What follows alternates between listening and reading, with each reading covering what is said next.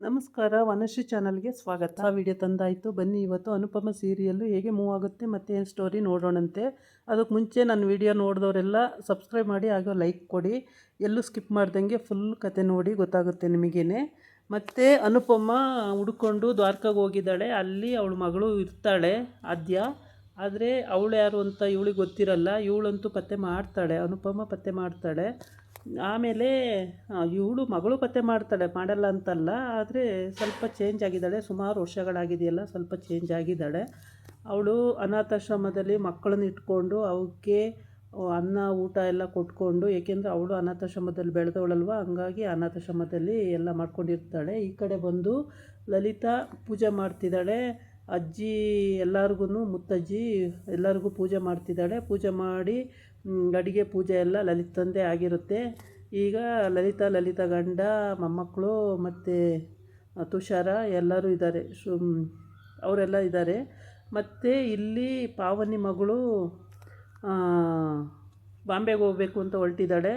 ಅಲ್ಲೇನಕ್ಕೆ ಅಂತ ಲಲಿತಾ ಕೇಳ್ತಾಳೆ. ಅದಕ್ಕೆ ಅಲ್ಲಿ ಅವಳಿಗೆ ಅವಳ ಫ್ಯೂಚರು ನಿರೂಪಿಸೋಕ್ಕೆ ಅಲ್ಲೊಂದು ಅವಕಾಶ ಇದೆ, ಅವಳಿಗೆ ಯಾತಕ್ಕೆ ಹೋಗಬೇಡ ಅಂತ ಹೇಳ್ತೀರಾ, ಹೀರೋಯಿನ್ ಆದರೂ ಆಗ್ಬೋದು ಅಂತ ಹೇಳ್ತಾಳೆ. ಆವಾಗ ಸರಿ ಓಕೆ ಹೋಗಿ ಬನ್ನಿ ಅಂತ ಹೇಳಿ, ಪಾವನಿ ಎಲ್ಲದಕ್ಕೂ ಹಿಂಗೆ ಅಡ್ಡಬಾಯಿ ಆಗ್ತೀರಾ, ಎಲ್ಲಿಗೂ ಹೋಗೋಕ್ಕೂ ಬಿಡಲ್ಲ, ಬರೋಕ್ಕೂ ಬಿಡಲ್ಲ, ಇದೇ ಥರ ಆಗೋಯ್ತು. ಮಮ್ಮಿ ಇದ್ದಾಗಲೂ ಹಂಗೆ ಆಯಿತು. ನನಗಂತೂ ನನಗೆ ಆ ಥರ ಅಂದು ನನ್ನನ್ನು ಈ ಥರ ಮಾಡಿ ಕೂರಿಸಿದ್ರಿ.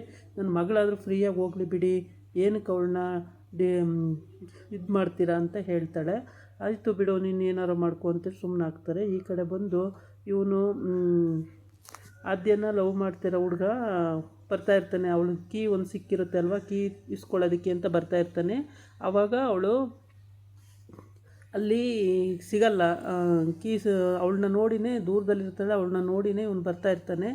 ಅಷ್ಟೊತ್ತಿಗೆ ಅನುಪಮ ಅಲ್ಲಿ ಸಿಕ್ಕಿರೋದ್ರಿಂದ ಅನುಪಮನ ಜೊತೆ ಮಾತಾಡಿಕೊಂಡು ಅವನು ಇದೇನು ನೀವಿಲ್ಲಿ ಅಂತ ಕೇಳ್ತಾನೆ. ನಾನು ಇಲ್ಲಿ ದ್ವಾರಕ ಪೂಜೆ ಇಟ್ಕೊಂಡಿದ್ದೀನಿ, ಪೂಜೆಗೆ ಬಂದಿದ್ದೀನಿ, ಅದಕ್ಕೆ ಅನಾಥಾಶ್ರಮದಿಂದನೂ ಮಕ್ಕಳನ್ನ ಎಲ್ಲಾದರೂ ಊಟದ ವ್ಯವಸ್ಥೆ ಮಾಡಿಕೊಡ್ಬೇಕು, ಅದಕ್ಕೋಸ್ಕರ ಅನ್ನದಾನ ಮಾಡಿಸ್ತಾ ಇದ್ದೀನಿ ಅಂತ ಹೇಳ್ತಾಳೆ. ಹೌದಾ ಅಂತ ಹೇಳ್ಬಿಟ್ಟು ಇವನು ಕೇಳ್ತಾ ಇರ್ತಾನೆ. ಅಷ್ಟೊತ್ತಿಗೆ ಅಲ್ಲಿ ಇವರಿಬ್ಬರು ಮಾತಾಡ್ತಿರೋದನ್ನು ಆಶ್ರಮದ ತಾತ ಕೇಳಿಸ್ಕೊಂಡು ಅದಕ್ಕೆ ಆಮೇಲೆ ಇಲ್ಲಿ ಇದು ಏನೋ ಒಂಥರ ಕುಂಕುಮ ಹಿಂಗೆ ಎರಚಬೇಕಾದ್ರೆ ಇವಳು ಕಣ್ಣಿಗೆಲ್ಲ ಕುಂಕುಮ, ಆದ್ಯ ಕಣ್ಣಿಗೆಲ್ಲ ಕುಂಕುಮ ಬಿದ್ದುಬಿಡುತ್ತೆ. ಆವಾಗ ಹೋಗಿ ತಿರ್ಕೊಂಡು ಹೋಗಿ ಅನುಪಮನ್ನೇ ತಪ್ಕೊಂಡ್ಬಿಡ್ತಾಳೆ. ಅನುಪಮನ್ನೇ ತಪ್ಕೊಂಡು ಅಲ್ಲಿ ಅವಳ ಮುಖ ಮುಸ್ಲಿ ಎಲ್ಲ ಕುಂಕುಮ ಆಗಿಬಿಟ್ಟಿರುತ್ತೆ. ಆಮೇಲೆ ಅನುಪಮಗೆ ಅದೊಂಥರ ಮಗಳೇ ನನ್ನನ್ನು ತಪ್ಕೊಂಡು ಅನ್ನೋ ಫೀಲಿಂಗು. ಮಗಳಿಗೆ ಹಂಗೆ ಅನ್ನಿಸ್ತು, ಅಮ್ಮಗೂ ಹಂಗೆ ಅನ್ನಿಸ್ತು. ಆಮೇಲೆ ಸರಿ ಅಂತೇಳಿ ಅದೊಂದು 5 ನಿಮಿಷ ಆಗೋಯಿತು. 5 ನಿಮಿಷ ಆದಮೇಲೆ ಬಿಟ್ಟು ಅವಳು ಕಣ್ಣು ಕಾಣಿಸ್ತಿರ್ಲಿಲ್ವಲ್ಲ, ಬಿಟ್ಬಿಟ್ಟು ಆ ಕಡೆ ಹೊರಟೋಗ್ತಾಳೆ. ತೊಳ್ಕೊಳ್ತೀನಿ ಅಂತಲೇ ಏನೋ ಹೇಳಿಬಿಟ್ಟು ಹೊರಟೋಗ್ತಾಳೆ. ಆಮೇಲೆ ಅನುಪಮ ಫೀಲಿಂಗು ಏನೋ ನನ್ನ ಮಗಳು ಇರ್ಬೋದು ಅಂತ, ಏಕೆಂದರೆ ಕುಂಕುಮ ಮುಖ ಎಲ್ಲ ಆಗಿರೋದ್ರಿಂದ ಅವಳಿಗೆ ಅಂದಾಜು ಮಾಡೋಕ್ಕಾಗಲಿಲ್ಲ. ಆಮೇಲೆ ಅವಳೇನು ಮಾಡಿದ್ಲು ಅಂದರೆ ಅಲ್ಲಿಂದ ಹೋಗಿ ಯೋಚನೆ ಮಾಡ್ತಾ ಇರ್ತಾಳೆ. ದೊಡ್ಡದಾಗಿ ಪೂಜೆ ಇಟ್ಕೊಂಡಿರ್ತಾರೆ, ಯೋಚನೆ ಮಾಡ್ತಿರ್ತಾಳೆ. ಈಗ ಎಲ್ಲರಿಗೂ ಅನ್ನದಾನ ಮಾಡಬೇಕಾಗಿದೆ, ನಾನು ಪೂಜೆ ಇಟ್ಕೊಂಡಿದ್ದೀನಿ, ಯಾರಿಗೆ ಕರೆಯೋದು ಅಂತ ಯೋಚನೆ ಮಾಡ್ತಿರ್ತಾಳೆ. ಅಷ್ಟೊತ್ತಿಗೆ ಅಲ್ಲಿಗೆ ಆ ತಾತ ಇವರಿಬ್ಬರು ಮಾತನ್ನು ಕೇಳಿಸ್ಕೊಂಡು ಅಲ್ಲಿ ಬರುತ್ತೆ. ನೀವು ಅನ್ನದಾನ ಮಾಡೋದಾದರೆ ನಮ್ಮ ಮಕ್ಕಳು ಆಶ್ರಮದಲ್ಲಿದ್ದಾರೆ, ಇಂಥ ಆಶ್ರಮ ಅಂದಾಗ, ಅಯ್ಯೋ ನಾವು ನಿನ್ನೆ ಅಲ್ಲಿಗೆ ಬರೋಕ್ಕಿದ್ದವರು, ನಮಗೆ ಅಡ್ರೆಸ್ ಗೊತ್ತಾಗ್ದಲೇ ನೀವು ಕಳಿಸ್ತೀವಿ ಅಂದರೆ ಕಳಿಸ್ಲಿಲ್ಲ, ಆದ್ದರಿಂದ ನಾವು ಬೇರೆ ಕಡೆ ಹೋಗ್ಬಿಟ್ಟು ಅಡ್ರೆಸ್ ಗೊತ್ತಾಗ್ದಲೇ ನಾವು ಅಲ್ಲೇ ಬರೋಕ್ಕಿದ್ದವರು, ನಿಮಗೆ ಎಷ್ಟೋ ಸಹಾಯ ಆಗೋದು ನಾವು ಬಂದಿದ್ರೆ ಅಂತ ಎಲ್ಲ ಹೇಳ್ತಾರೆ ಇಬ್ಬರೂ, ಅನುಪಮ ಅವನು. ಸರಿ ಇವಾಗ ಹೋಗಿ ನಮ್ಮ ಮಕ್ಕಳನ್ನ ಕರ್ಕೊಬಂದ್ಬಿಡ್ತೀನಿ ಊಟಕ್ಕೆ, ಅವಕ್ಕೂ ಒಂದು ಹೊತ್ತಿನ ಊಟ ಸಿಗುತ್ತೆ ಅಂತ. ಆಯ್ತು ಕರ್ಕೊಂಡು ಬನ್ನಿ ಅಂತ ಕಳಿಸಿ ಕರ್ಕೊಬರೋಕ್ಕೆ ಹೋಗಿರ್ತಾರೆ. ಇವರು ಈ ಕಡೆ ಪೂಜೆಗೆಲ್ಲ ಇಟ್ಟಿರ್ತಾರೆ. ಅಲ್ಲಿ ರಂಗೋಲಿ ಸ್ಪರ್ಧೆ ಅದು ಇದು ಎಲ್ಲ ನಡೀತಿರುತ್ತೆ. ಇವಳಿಗೂ ರಂಗೋಲಿ ಹಾಕಬೇಕು ಅಂತ ಆಸೆ ಆಗುತ್ತೆ ಅನುಪಮಗೆ. ಹೋಗಿ ರಂಗೋಲಿ ಹಾಕೋಕ್ಕೆ ಅಂತ ಹೋಗ್ತಾಳೆ. ಅಲ್ಲಿ ರಂಗೋಲಿನ ಬಣ್ಣ ತುಂಬೋದು ಅದೆಲ್ಲ ಮಾಡ್ತಾಯಿರ್ತಾಳೆ. ಈ ಕಡೆಯಿಂದ ಆಶ್ರಮದಲ್ಲಿ ಹಿಂಗೆ ಊಟ ಇಟ್ಕೊಂಡಿದ್ದಾರೆ ದೇವಸ್ಥಾನದಲ್ಲಿ. ಇವತ್ತು ಆಶ್ರಮದ ಮಕ್ಕಳನ್ನೆಲ್ಲ ಕರ್ಕೊಂಡು ಹೋಗ್ಬೇಕು ಅಂತ ಹೇಳ್ತಾನೆ ತಾತ. ಹೋಗಿ ಯಾರದು ಇಟ್ಟಿರೋದು ಅಂತಂದರೆ ಬೆಂಗಳೂರು ಅಂದರೆ ಬೇಡ ಅಂತಾಳೆ ಅಂತೇಳ್ಬಿಟ್ಟು ಅವಳ ಹತ್ರ ಹೇಳೋದೇ ಇಲ್ಲ. ಬೆಂಗಳೂರು ಅಂದರೆ ಅವಳಿಗೆ ಆಗಲ್ಲ. ಹಂಗಾಗ್ಬಿಟ್ಟು ಬೆಂಗಳೂರು ಜನನ ಕರ್ಕೊಬರೋಕ್ಕೆ ಹೋದವಳು ನೆನ್ನೆ ಕರ್ಕೊಂಡು ಬಂದಿಲ್ಲ. ಇವತ್ತು ಬೆಂಗಳೂರಲ್ಲಿ ಊಟ ಹಾಕಿಸ್ತವ್ರೆ ಅಂದರೆ ಇವಳು ಬೇಡ ಅಂತಾಳೆ ಅಂತೇಳ್ಬಿಟ್ಟು ತಾತ ಯಾರೋ ಗೊತ್ತಿಲ್ಲ ಕರ್ಕೊಬನ್ನಿ ಅಂತ ಹೇಳಿದರೆ ಊಟ ಹಾಕ್ತಾರಂತೆ, ಹೋಗೋಣ ಅಂತೆ. ಸರಿ ಆಯಿತು ತಾತ ಹೋಗೋಣ, ಒಂದು ಹೊತ್ತಿನ ಊಟನಾರ ಸಿಗುತ್ತೆ ಅಂತೇಳಿ ಎಲ್ಲ ಹೊರಡ್ತಾರೆ. ಮಕ್ಕಳು ಕರ್ಕೊಂಡು ಇವರಿಬ್ರು ಹೊರಡ್ತಾರೆ, ನಡ್ಕೊಂಡು ಹೋಗ್ತಾರೆ. ಒಂದು 4 ಕಿಲೋಮೀಟ್ರ್ ನಡ್ಕೊಂಡು ಹೋಗಿರ್ತಾರೆ ಮಕ್ಕಳು ಕರ್ಕೊಂಡು. ಆಮೇಲೆ ಅಲ್ಲಿ ಊಟದ ವ್ಯವಸ್ಥೆ ಎಲ್ಲ ಆಗಿರುತ್ತೆ, ಊಟ ಎಲ್ಲ ಆಗುತ್ತೆ. ಮತ್ತು ಜಾತ್ರೆ ಥರ ಎಲ್ಲ ನಡೀತಾ ಇರುತ್ತೆ, ತುಂಬ ಗ್ರಾಂಡಾಗಿ ನಡೀತಿರುತ್ತೆ. ಅದನ್ನೆಲ್ಲ ನೋಡಿ ತುಂಬ ಖುಷಿಯಾಗುತ್ತೆ. ಮಕ್ಕಳೆಲ್ಲ ತುಂಬ ಖುಷಿ ಪಡ್ತವೆ, ಯಾಕೆಂದರೆ ಆಶ್ರಮದಲ್ಲಿ ಯಾವಾಗಲೂ ಇರೋವಂಥ ಮಕ್ಕಳಾಗಿರೋದ್ರಿಂದ ತುಂಬಾ ಖುಷಿ ಪಡ್ತವೆ. ಇವನು ಮುದ್ಕ ಅವಳಿಗೆ ಹೇಳ್ಬಿಟ್ಟು ಕರ್ಕೊಂಡು ಹೋಗೋಣ ಇವತ್ತು ಅಂತೇಳಿ ಎಲ್ಲ ಒಪ್ಕೊಂಡು ಎಲ್ಲರೂ ಹೊರಟು ಮಕ್ಕಳನ್ನು ನಡೆಸ್ಕೊಂಡು ಕರ್ಕೊಂಡು ಹೋಗ್ತಾ ಇರ್ತಾರೆ. ಆಮೇಲೆ ಅಲ್ಲಿ ಉದ್ದಕ್ಕೂ ಗೊಂಬೆ ಆಟಗಳಂತೆ, ಅದು ಇದು ಆಟಗಳು, ರಂಗೋಲಿ ಸ್ಪರ್ಧೆ, ಏನೇನೋ ಆಟಗಳು, ಮತ್ತು ಮೃಷ್ಟಾನ್ನ ಭೋಜನ, ಹಬ್ಬದ ಊಟಗಳು ಎಲ್ಲ ಮಾಡಿರ್ತಾರೆ. ಅನುಪಮ ಅವಳ ಕೈಯಿಂದನೇ ಹಬ್ಬದ ಊಟ ಮಾಡಿದ್ದಾಳೆ. ಹಬ್ಬದ ಊಟ ಮಾಡೋಕ್ಕೆ ಎಲ್ಲರೂ ರೆಡಿ ಆಗವ್ರೆ. ಈ ಕಡೆ ಬಂದು ಬೆಂಗಳೂರಲ್ಲಿ ತುಷಾರ ಮತ್ತು ಅನುಪಮ ತುಷಾರ ಮತ್ತು ಧನು, ಆಮೇಲೆ ಪಾವನಿ ಎಲ್ಲರೂ ಈ ಕಡೆ ಮಾತಾಡ್ತಾ ಕೂತಿರ್ತಾರೆ.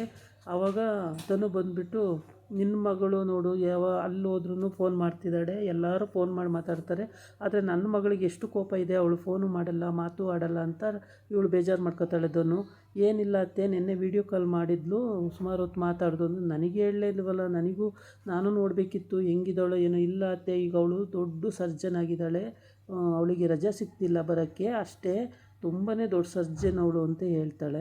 ಹೌದಾ, ನೋಡು ಅಮ್ಮನ ಆಸೆನೇ ಇಲ್ಲ ಅವಳಿಗೆ, ನನ್ನ ಹತ್ರನೇ ಬರಲಿಲ್ಲ, ಹಾಗೆ ಹಿಂಗೆ ಅಂತೆಲ್ಲ ಬೇಜಾರು ಮಾಡ್ಕೋತಾ ಇರ್ತಾಳೆ. ಆಮೇಲೆ ಇವಳು ಪಾವನಿ ಹೋಗ್ಬಿಟ್ಟು ಈ ಹುಡುಗಿಗೆ, ಇಶಾನಿ ಅಂದರೆ ಕಾವ್ಯನ ಮಗಳಿಗೆ ಹೋಗಿ ಚಾಡಿ ಹೇಳ್ತಾಳೆ, ಮಮ್ಮಿ ಬರೀ ಸುಳ್ಳು, ಆದ್ಯ ಸಿಕ್ಕಿದ್ರೆ ನಿನ್ನನ್ನು ಸೈಡ್ ಮಾಡಿಬಿಡ್ತಾರೆ, ನಿನ್ನನ್ನೇನು ಚೆನ್ನಾಗಿ ನೋಡ್ಕೊಳ್ಳಲ್ಲ, ಆದ್ಯ ಇಲ್ಲದಕ್ಕೆ ನಿನ್ನ ಚೆನ್ನಾಗಿ ನೋಡ್ಕೊತಾ ಇದ್ರು, ಆದ್ಯ ಸಿಕ್ಕಿದ ತಕ್ಷಣ ನಿನ್ನನ್ನು ಸೈಡ್ ಮಾಡಿ ನಿನಗೇನು ಬೆಲೆ ಕೊಡಲ್ಲ, ನಿನ್ನನ್ನು ಒಂದು ಕಡೆ ಹಾಕ್ಬಿಡ್ತಾರೆ ಅಂತ. ಆವಾಗ ಅವಳಿಗೆ ದುಃಖ ಬರುತ್ತೆ.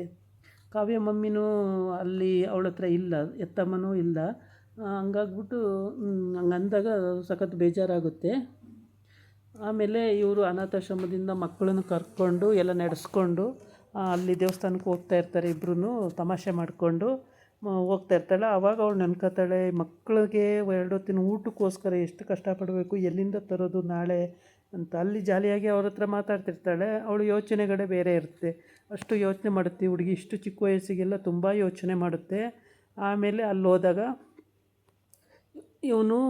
ಇವರೆಲ್ಲ ಪೂಜೆ ಇಟ್ಕೊಂಡು, ಈ ಅನು ಅಜ್ಜಿ ಎಲ್ಲಿಗೆ ಹೋದರು, ರಂಗೋಲಿ ಬಿಡೋಕ್ಕೆ ಹೋಗಿದ್ದಾರಲ್ಲ ಅಂತೇಳಿ ಖುಷಿ ಆಗುತ್ತೆ. ಅಲ್ಲೆಲ್ಲ ಪೂಜೆಗೆ ವ್ಯವಸ್ಥೆ ಮಾಡು, ನಾನು ಬರ್ತೀನಿ ಅಂತ ಹೇಳೋಗಿರ್ತಾಳೆ.